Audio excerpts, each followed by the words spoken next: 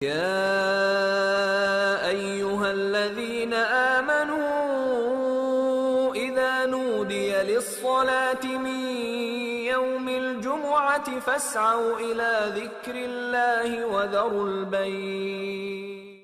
إن الحمد لله نحمده ونستعينه ونستغفره ونؤمن به ونتوكل عليه ونعوذ بالله من شرور أنفسنا ومن سيئات أعمالنا. من يهده الله فلا مضل له ومن يضلله فلا هادي له.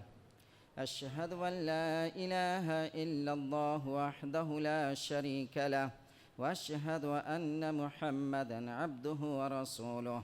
يا أيها الذين آمنوا اتقوا الله حق تقاته ولا تموتن إلا وأنتم مسلمون.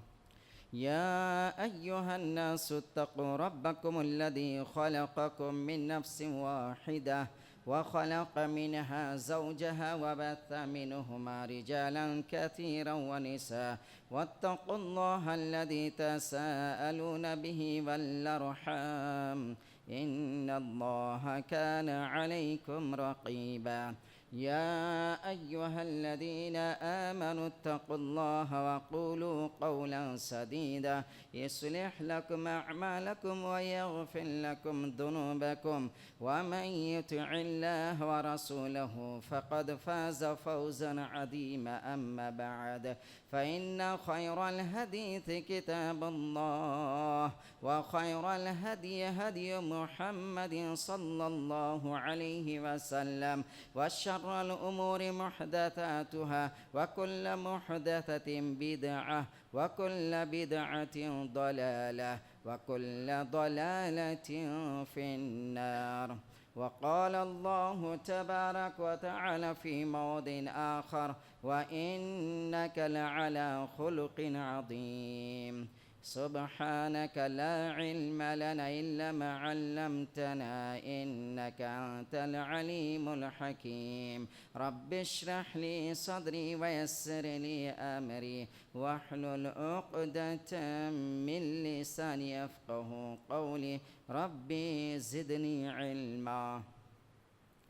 معزز محترم हाज़िर जमा पर्दा नशीन इस्लामी ख़वातीन, हर तरह की तारीफ़ तौसीफ़ बड़ाई किब्रियाई वहदहु ला शरीक लह रब्बुल आलमीन के लिए है।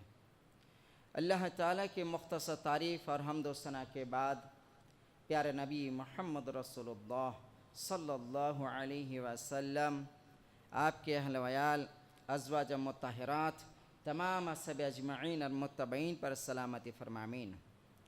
हज़रत ग्रामी, आपके सामने सीरतुन नबी सल्लल्लाहु अलैहि वसल्लम के उन्वान पर हाज़िर होता हूँ। महीने में एक जुमा आता हूँ आपके सामने और अल्लाह की तौफ़ीक से, अल्लाह की मदद से जितनी बातें हो सकती है उतनी बातें पेश करने की कोशिश करता हूँ। जो अच्छी बातें होती हैं वो अल्लाह की तरफ से, अगर कोई लफ्ज़िश कोई गलती हो जाए तो मेरे तरफ से यानी शैतान की तरफ से। तो देखिए, कहने का मतलब यह है कि सीरतुन नबी सल्लल्लाहु अलैहि वसल्लम की ज़िंदगी को जानना हर मुसलमान के लिए लाजिम और ज़रूरी है। अल्लाह ताला ने अल्लाह के रसूल की अखलाक को, सीरत को बयान फरमाया है। व इन्नक लअला खुल्क़िन अज़ीम। नबी, मैंने आपको बेहतरीन अखलाक में पैदा किया है, आपकी जैसी अखलाक किसी की नहीं हो सकती है। ये अल्लाह ने अपने कलाम पाक में नबी की शान में बयान किया है। नबी की शान में अल्लाह ने कई मुतअद्दिद आयतें बयान फरमाए हैं। लेकिन कहने का मतलब यह है कि तारीख़ गवाह है कि आपकी ज़िंदगी में, आपकी कैरेक्टर पर, आपकी अखलाक पर कभी बट्टा या धब्बा नहीं लगा है। तो आइए आज हम फिर से शुरू करते हैं आपके सामने। तो गुज़श्ता बार जब आया था तो आपके सामने बताया था कि अबू तालिब जब मुल्क शाम जाने लगे, आपको याद होगी बातें जो मुसलसल आ रही मुसल्ली, तो अल्लाह के रसूल सल्लल्लाहु अलैहि वसल्लम आकर चिपट के कहा कि चाचा जान, मैं भी आपके साथ चलूँगा। उस वक्त 12 साल की उम्र थी अल्लाह के रसूल सल्लल्लाहु अलैहि वसल्लम की। चाचा जान बर्दाश्त नहीं कर सके, ये जज्बात और वो मंजर के भतीजा लिपट गए अल्लाह के रसूल सल्लल्लाहु अलैहि वसल्लम अपने चचा के साथ बर्दाश्त नहीं कर पा, लेकर चलने के लिए तैयार हो गए। लेकिन रास्ते में जो कुछ आप जानते हैं कि बुहैरा राहिब ने उनको वापस भिजवा दिया था।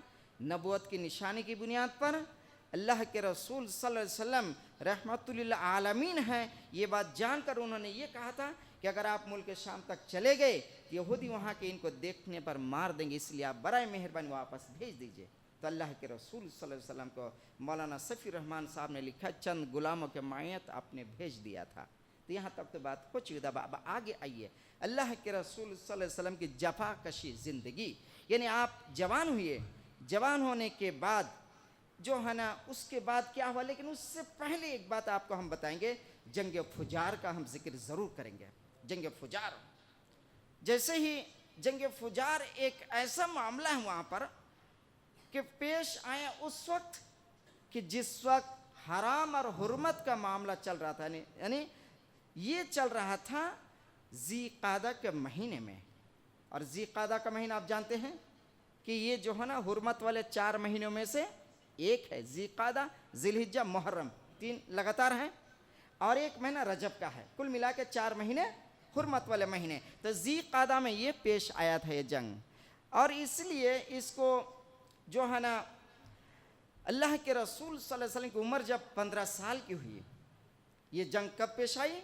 जब अल्लाह के रसूल सल्लल्लाहु अलैहि वसल्लम उम्र 15 साल हुई, उस वक्त एक कुरैश और बनु केनाना के बीच में जंग हुई थी।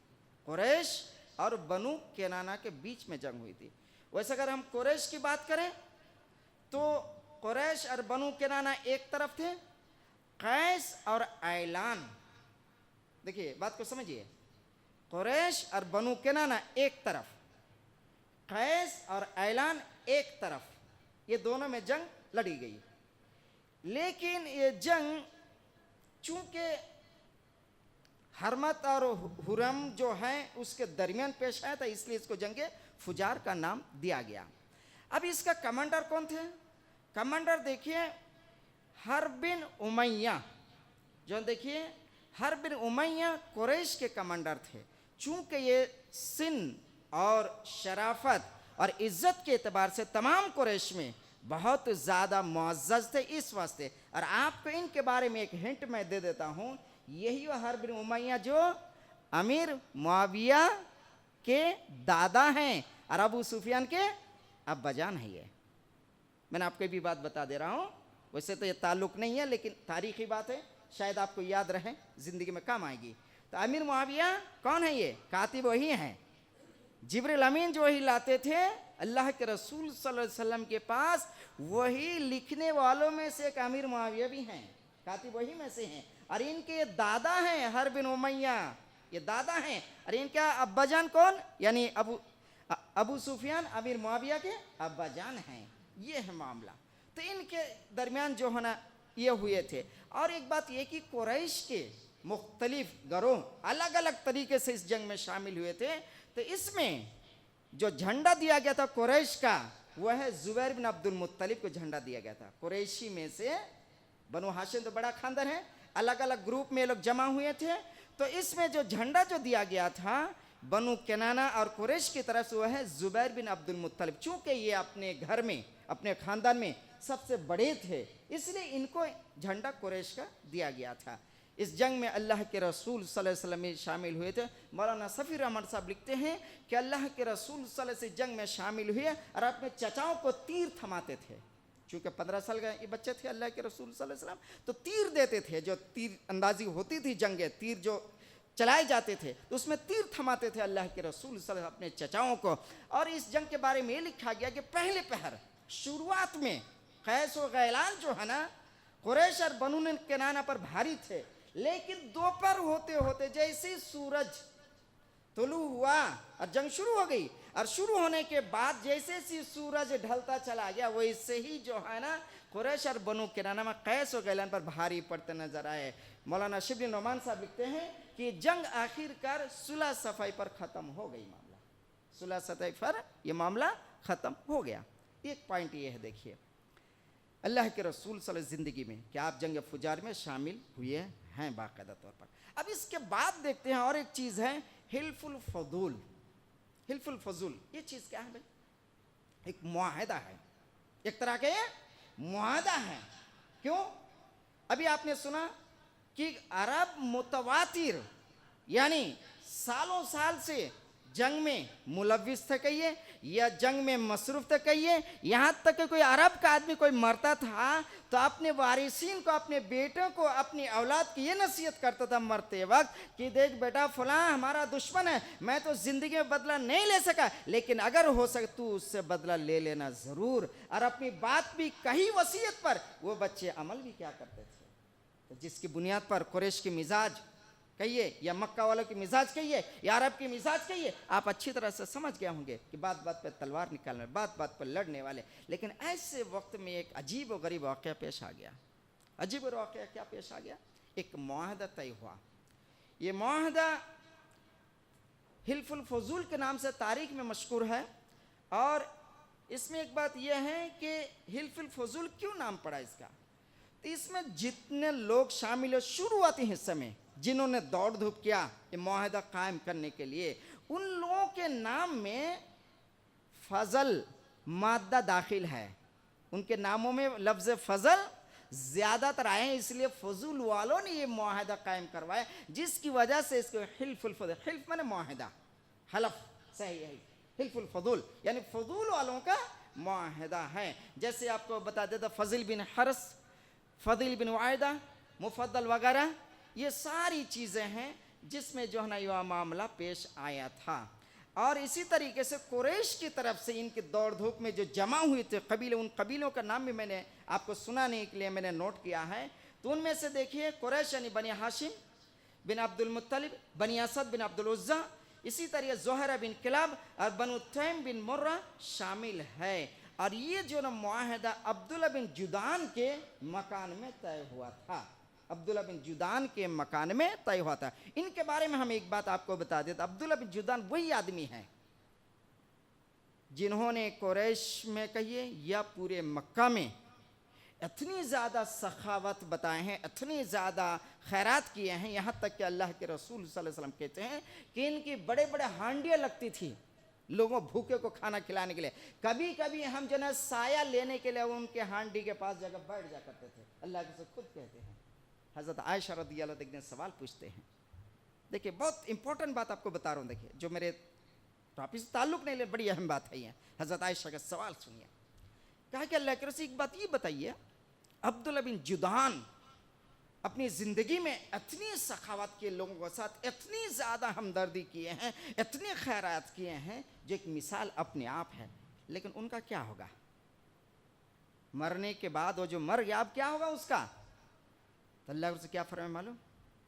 अल्लाह के रसूल ने कहा कि अब्दुल्ला बिन जुदान अपनी ज़िंदगी में कभी ये नहीं कहा था कि या अल्लाह तू मुझे माफ़ फरमा, जिसकी वजह से उनको जहन्नम जाना पड़ेगा। हाज़रीन अपनी ज़िंदगी में ये बात ज़रूर याद रखिए, हमेशा अल्लाह से कहते रहिए या अल्लाह माफ़ फरमा। सिर्फ ये लफ्ज़ उन्होंने नहीं कहा, सही दीन नहीं पाया ज़रूर, लेकिन अपनी ज़िंदगी ये नहीं कहा था कि अल्लाह मुझे माफ़ फरमा, ये नहीं कहा था, जिसकी बुनियाद पर उनके गुनाहों की माफ़ी नहीं हो सकती। तो मतलब ये कि हिल्फुल फजूल अब्दुल्ला बिन जुदान के मकान में ये तय पाया था। और इसकी वजह क्या है? वजह ये है कि जुबैद का एक आदमी मक्का आया था अपने सामान बेचने के लिए, और उस ज़माने के कबीले के सरदार आस बिन वाइल सहमी इन्होंने सामान खरीदा, लेकिन सामान खरीदने के बाद इन्होंने पैसा नहीं दिया। क्या क्या इन्होंने सामान खरीदने के बाद पैसा नहीं दिया, ज़बरदस्ती रोक दिया। क्या कर लोगे? जाओ किसको बोलना बोलो, जाओ किसको बुलाना बुला लो, मैं नहीं दूंगा। ये वाला मामला आ गया। अब देखते हैं आज हमारे में होते हैं, जब कोई बड़े आदमी होते हैं जिसका पावर होता है, जिसका उठना बैठना बड़े लोगों से होता है, हुकूमत से, तो वो लोग भी कभी कभी गली में ऐसी बात बताते हैं, रोड पे आके बता देते हैं, क्या कर लोगे जाओ। तो ये वाला मामला आया, तो वह आदमी परेशान हो गया कि भाई पैसा तो नहीं दे रहा। तब उन्होंने क्या किया, फौरी तौर पर उन्होंने अपने हलीफ कबाइल जो है, अपने हलीफ कबाइल उनके पास गए, जैसे अब्दुद्दार, बनी मखजूम, जमू, सहम और अदी, इन लोगों से दरख्वास्त की कि भाई आप लोग हमारे पैसा दिलवा दीजिए, कि मुझसे इन्होंने लिया है, मामला तय किया है, लेकिन पैसा नहीं दे रहा, आप लोग दिलवा दीजिए। सब ने ये कह के पल्ला झाड़ लिया कि भाई आपका मामला आप जानो, हम लोग कुछ भी नहीं कर सकते, क्योंकि आगे वाला कौन है? हास बिन वाइल है। उनसे जाकर पंगा लेना हमारी बस की बात नहीं है, इसलिए हम लोग कुछ भी नहीं कर सकते, आपका आप जाइए, आपका काम जाने, ये कह के उन्होंने छोड़ दिया। अब अरब दस्तूर के मुताबिक उन्होंने मजबूरन किया क्या? जबल अबू कैस, पहाड़ का नाम क्या है? जबल अबू कैस। खड़े हुए उस पहाड़ में चढ़े और अपनी मजलूमियत का दुहाई देने लगे कि मेरा सामान लूट गया, भाई मैं आया आपके पास ले, मैं तो लूट गया, मैं तो बर्बाद हो गया, आप लोगों ने किसी ने मदद नहीं किया। उन्हें दुहाई दे, सबके नाम लिया, फला फला मेरे कबीले, लेकिन किसी ने मेरी मदद नहीं किया। भाई मैं तो मजलूम हूँ यहाँ पर, मेरी मजलूमियत की दास्तान मैं किससे सुनाऊं? ये कहे यार, वो बेचारे जो है ना परेशान होने लगे। तो जुबैर बिन अब्दुल मुत्तलिब ने कहा, अरे ये क्या बात है भाई, एक आदमी बाहर से मक्का में आता है, अपना सामान बेचता है, और सामान की वजह से पैसा नहीं मिलता है, ये कैसा माजरा, कैसा मामला है? ये तो अजीब गरीब मामला है, ये तो इंसाफ के खिलाफ है। तब उन्होंने क्या किया कि भाई ठहरो, आपको मिलेगा पैसा, आपको मिलेगा। जुबैद कुछ आदमी क्या कि आपको पैसा मिलेगा, आप ठहरिए। और इन्होंने फौरी तौर पर जिन लोगों का नाम मैंने शुरू बताया, सबको जमा किया कि भाई देखो एक आदमी आया हमारे पास, बड़ी शर्म की बात है कि हमारे होते हुए, हमारे यहाँ पर मक्का में कुरैश के होते हुए, हालांकि हम लोग दीन इब्राहिमी के मानने वाले हैं, और हमारे कबीले में, हमारे खानदान में, हमारे एरिया में कोई सामान बेचा और उनको पैसा ना मिले, ये कैसे हो सकता है? बाकायदा उनको पैसा दिलवाना है। तो पैसा दिलवाओगे तो क्या करोगे? कहा कि पहले इससे पहले कमेटी बनाओ, एक मुआहदा तय करो कि मक्का के अंदर कोई भी जालिम किसी पर जुल्म ना करने पाए, और कोई मजलूम ऐसा ना होगा जिसकी मदद ना की जाए। तो ठीक है, हम इस बात पे मुत्तफिक होते हैं। सब लोग मिलकर मुआहदा तय किया, और सीधा उसके पास, आस बिन वाइल के पास गया, कहा कि पैसा दे तो या नहीं, बोलो पैसा दोगे या नहीं?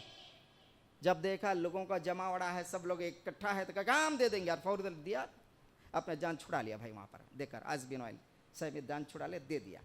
तो ये जो मामला जो पेश आया, अल्लाह के रसूल सल्लल्लाहु अलैहि वसल्लम अपनी जिंदगी में ये बात कहते हैं आगे चलकर, जब आप नबी बन गए, नबी बनने के बाद आप कहते हैं कि कुरैश ने मुझे एक अब्दुल्ला बिन जुदान के घर पे मुआहिदा के लिए बुलाए थे, और मैं उसमें शरीक था। उस मुआहिदे से ज्यादा मेरे नजदीक सुर्ख ऊंटनी भी नहीं है। ये कहे थे अल्लाह के रसूल सल्लल्लाहु अलैहि वसल्लम। अगर वो मुझे फिर से बुलाएं इस मुआहदा के लिए, हम लब्बैक जरूर कहेंगे। अल्लाह के रसूल सल्लल्लाहु अपनी आगे की जिंदगी में ये बात फरमाया था। तो कहने का मतलब है कि मक्का और उसकी जिंदगी बड़ी अजीब गरीब जिंदगी थी, जुल्म से भरी जिंदगी, कमजोरों पर जुल्म होता रहता था, लोग तमाशाई बन के देखते रहते थे। हज़रत सुमैया रज़ी अल्लाह तआला अन्हा को अबू जहल ने जबरन शहीद कर दिया। ये पहली खातून है तारीख इस्लाम में जो शहीद हुई, हज़रत सुमैया रज़ी अल्लाह तआला अन्हा। इस पर जो बुर्छी मारकर बिल्कुल शहीद कर दिया अबू जहल, कोई मामूली बात नहीं थी, बहुत बड़ी बात थी। लेकिन फिर भी मुसलमान इसको मुस्कुराते हुए सब्र के साथ बर्दाश्त कर लिए। लेकिन एक वक्त ऐसा आया, ऐसा पासा पलटा, आप लोग आगे इंशाल्लाह सुनेंगे कि इस्लाम फातिहाना तरीके से मक्का में दाखिल हुआ, और मक्का से पूरे तरीके से जुल्म ज़्यादती का मामला ख़त्म हो गया। अब आगे आइए अल्लाह के रसूल सल्लल्लाहु अलैहि वसल्लम ज़िंदगी से ताल्लुक़ से, और आपको बताएंगे जफाकशी ज़िंदगी, आपकी जद्दोजहद, अपने अपने ज़िंदगी में जो कोशिशें की आपने जीने के लिए, अपनी ज़िंदगी में आपने जो रोज़ी कमाए हैं, अपनी ज़िंदगी में जो काम किए हैं, इसको हम जफाकशी ज़िंदगी का नाम दे सकते हैं। एक मेहनती आदमी की तरह आप जिए हैं, कभी किसी को धोखा नहीं दिए, कभी किसी को आपने जो है ना कुछ भी नहीं किए, किसी के माल जुल्म के तहत जो है ना नहीं लिए हैं, बल्कि आपने हर एक के साथ इंसाफ का मामला किए हैं। आइए जफाकशी ज़िंदगी में देखते हैं कि देखिए बात यह है, शुरू अय्याम में नबी अकरम सल्लल्लाहु अलैहि वसल्लम कोई खास काम नहीं था। आपका शुरुआत ज़िंदगी में कोई खास काम नहीं था कि आप ये करते थे, कई काम किए अपनी ज़िंदगी। लेकिन बकरी चराना अरबों का एक तरीका था। अब आप सोच रहे हैं शायद कि बकरी चराना छोटे लोगों का काम नहीं, तारीख के किताबों में लिखा गया है बाकायदा तौर पर कि उस जमाने बड़े बड़े मालदार के बच्चे बकरी चराया करते थे। बच्चों की तरबियत के लिए, बच्चों की तरबियत के लिए, जफाकशी जिंदगी के लिए एक इंसान भाग दौड़ करे, उसकी तैयारी के लिए उस जमाने में बकरियां चराने के लिए छोड़ देते थे अपने बच्चों को। उसमें से अल्लाह के रसूल सल्लल्लाहु अलैहि वसल्लम भी शामिल हैं।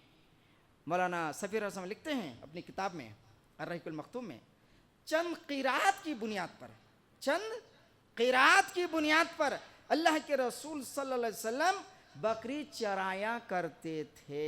लेकिन एक बात हम आपको बताएंगे, शुरू से अल्लाह के रसूल सल्लल्लाहु अपने घर में, यानी अब्दुल मुत्तलिब के पास रहे 6 साल, बाद में 8 साल की उम्र में जो है ना माँ पहले गुजर गए थे, फिर बाद में दादा गुजर गए, तो अबू तालिब के पास जो होश संभाले आए, तो अबू तालिब को क्या देखा अल्लाह के रसूल सल्लल्लाहु अलैहि वसल्लम? ताजिर, तिजारत, बिजनेसमैन के रूप में देखा।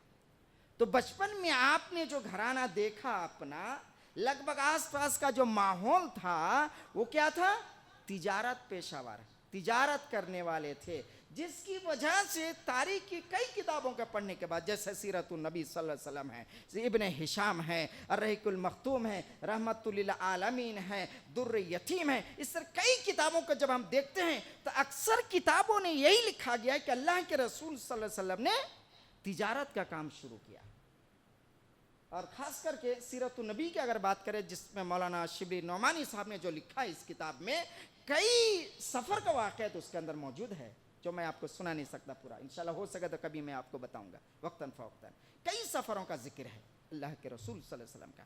तो सफ़र का जिक्र किए तिजारत के तौर पर, तो अरब का दस्तूर क्या था कि तिजारत के लिए माल दे देते थे एक आदमी को, और वो जाते थे फ़ायदे में बांट लेते थे, मुनाफा में। ये भैया मुजारबत बोलते, ये हलाल है, ये हलाल है, ये सूद नहीं है, ये हलाल है।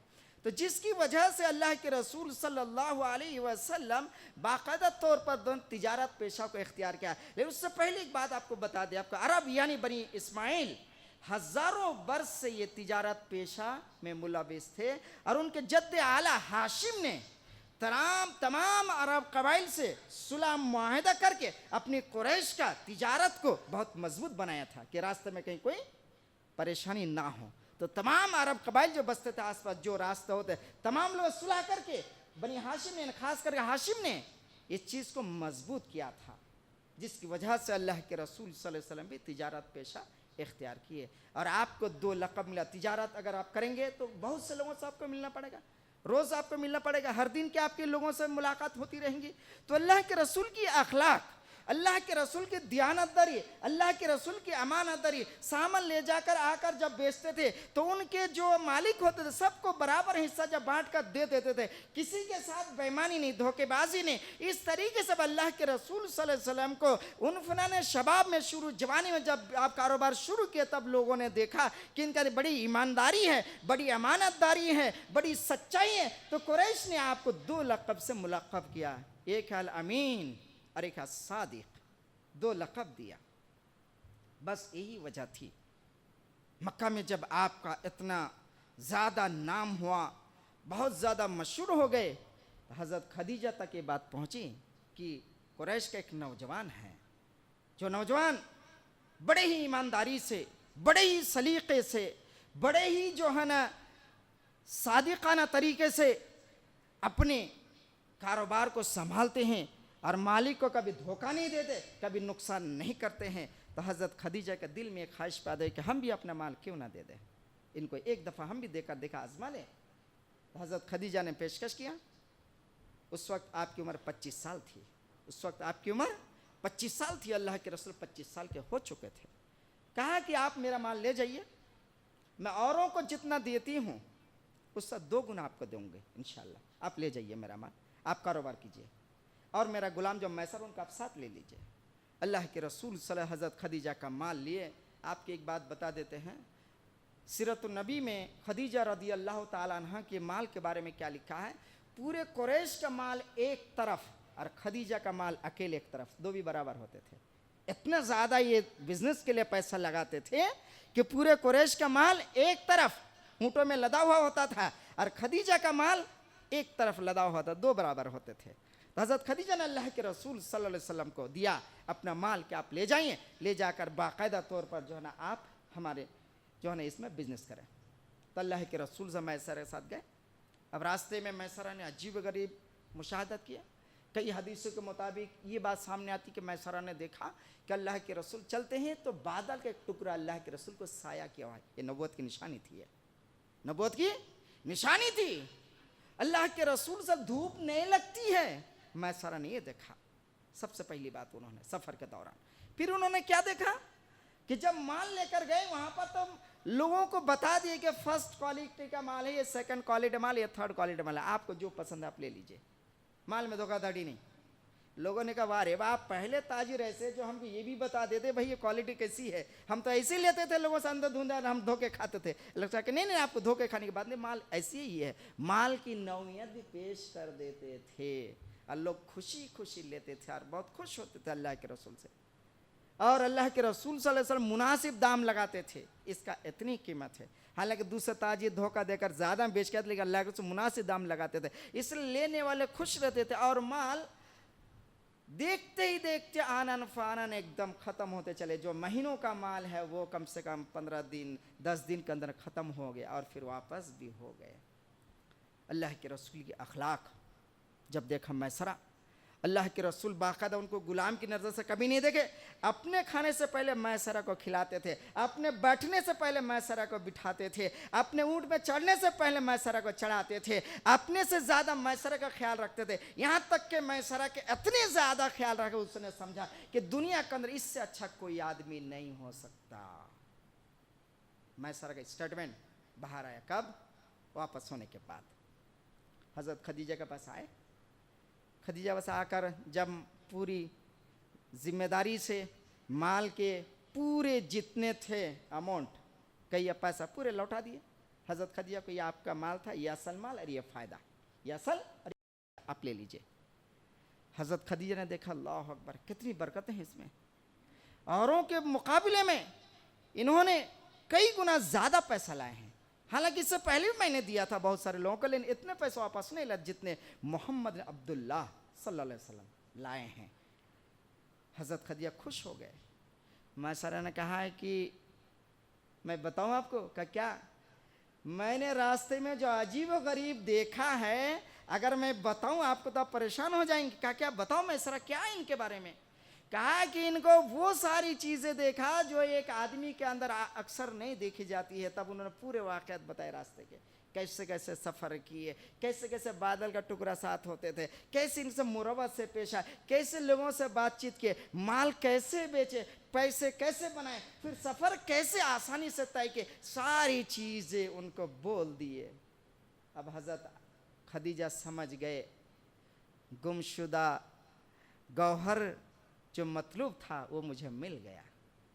हज़रत खदीजा समझ गए गुमशुदा गौहर यानी हीरा जो मुझे मतलूब था वो मिल गया है। अब दिल में ख्याल यहीं पर पैदा हुआ कि इनसे शादी की जा सकती है, शादी की जा सकती है। तो हज़रत खदीजा का सिलेक्शन क्या था? अल्लाह के रसूल की अखलाक, अल्लाह के रसूल की अमानतदारी, अल्लाह के रसूल की सच्चाई, अल्लाह के रसूल की मुरव्वत, अल्लाह के रसूल सल्लल्लाहु अलैहि हुस्न सलूक, ये सारी चीज़ें उनकी नज़र में थी। हालांकि हज़रत खदीजा बिन्त खुवैलिद रदी अल्लाह ताला अन्हा उस वक्त इतने मुकाम पर थे कि अरब के कुरैश के तमाम लोगों के बड़े बड़े सरदारान से भी आ चुके थे रिश्ता, लेकिन किसी को आपने कबूल नहीं किया था और किसी को बताया भी नहीं था कि मैं शादी करना चाहती हूँ। हालांकि 2 शौहर से बेवा भी हो चुकी थी, बेगों की ज़िंदगी आप गुजार रही थी, लेकिन कभी शादी की ख्वाहिश जाहिर नहीं किए थे। लेकिन अल्लाह के रसूल सल्लल्लाहु अलैहि वसल्लम को जब देखा तो देखने के बाद आपने बाकायदा तौर पर शादी की ख्वाहिश जाहिर किया। इंशाअल्लाह हम अगले जुमा आएंगे तो आपके सामने रखेंगे कि हज़रत खदीजा से जो शादी हुई, निकाह कौन पढ़ाया, महर कितनी हुई। इंशाअल्लाह हम अगले बार आएंगे तो आपके सामने ज़रूर बातें रखेंगे। तो कहने का मतलब है कि देखिए मेरे दोस्तों, सच्चाई एक ऐसी चीज़ है, अमानतदारी एक ऐसी चीज़ है कि आपको एक ऊंचाई तक ले जा सकता है, आपको एक बड़े मुकाम तक ले जा सकता है अगर आप सच्चाई का दामन थामे रहे तो। अगर आप सच्चाई का दामन ना थामे रहे तो आपको कुछ भी नहीं हो सकता। 1 बार 2 बार, उसके तीसरे बार आपको ठुकरा देंगे लोग। अगर आपके पास अमानतदारी, ईमानदारी, आपको लोग बार बार इज्जत देंगे, बार बार आपको बुलाएंगे, बार बार आपको सुनाएंगे। इसलिए मैं कहता हूँ कि अल्लाह के रसूल सल्लल्लाहु अलैहि वसल्लम ज़िंदगी से हमको सीखना क्या है कि हम ईमानदार हैं। पहली बात हम मोमिन हैं, पहली बात हम मोमिन हैं, हम इस्लाम के मानने वाले हैं। गैर हमको कुछ भी बोले लेकिन हम अपना इस्लाम ना भूले, इस्लाम ना छोड़े, ये हमको सबक मिलता है। अल्लाह के रसूल सल्लल्लाहु अलैहि वसल्लम के नौजवानी ज़िंदगी से हमको सबक मिलता है। अल्लाह ताला मुसलमानों को हमेशा सीरत रसूल सल्लल्लाहु अलैहि वसल्लम पढ़ने की तौफीक अता फरमा। अल्लाह के रसूल सल्लल्लाहु अलैहि वसल्लम ज़िंदगी से मोहब्बत करने की तौफीक अता फरमा। सहाबा सीरत को पढ़ने की तौफीक अता फरमा। अल्लाह जो हमारे नौजवान बच्चे मौला राह रास्त पे ला ले मौला। अल्लाह जो नौजवान हमारे बच्चे बिगड़ गए मौला उनको राह रास्त पे ला ले मौला। अल्लाह ताला हम सबकी ज़िंदगी में खुशी अता फरमा। अल्लाह हम सबकी ज़िंदगी में खुशी अता फरमा। अल्लाह ताला जो बीमार है उनकी बीमार से शिफा कुल्ली अता फरमा। अल्लाह जो मकरूज़ है मौला, कर्ज़दार है मौला, उनको कर्ज़ा से निजात दिला मौला। अल्लाह ताला जो लोग बेरोज़गार हैं उनको रोज़ी अता फरमा। अल्लाह जो बेरोज़गार उनको रोज़ी अता फरमा। अल्लाह अगर किसी घर में किसी वजह से इख्तिलाफ़ चल रहा है मौला, आपस में कोई लड़ रहे मौला, अल्लाह उनको सुलह सफ़ाई करने की तौफीक अता फरमा। अल्लाह आपस में सुलह सफ़ाई करने की तौफीक अता फरमा। अल्लाह जो मरहुमीन है मौला, जो हमारे बाप दादा हैं मौला, ऐसा भी हो सकता है मौला किसी का आज भाई नहीं है मौला, अल्लाह ताला किसी की बहन नहीं मौला, अल्लाह कोई अब्बा जान को खो चुके हैं मौला, अल्लाह जिसके जो भी मरहूम है अल्लाह उनकी कब्र को नूर से भर दे मौला, उनकी कब्र को हद निगाह तक कुशादा फरमा दे मौला, उनके लिए जन्नत का बिछोना बिछा दे मौला, जहन्नम की खिड़की खुली है तो उसको बंद कर दे मौला। अल्लाह आग का लिबास अगर पहना दिया अल्लाह उनके आग के लिबास को उतार दे मौला। अल्लाह जन्नत की खिड़कियाँ खोल दे मौला, अल्लाह जन्नत की खिड़कियाँ खोल दे मौला, जन्नत के मेवाजात का इंतज़ाम फरमा दे मौला। अल्लाह जन्नत की हर सहूलत अता फरमा। आमीन। तक़ब्बल या रब्बल आलमीन। अस्सलामु अलैकुम व रहमतुल्लाहि व बरकातुहू।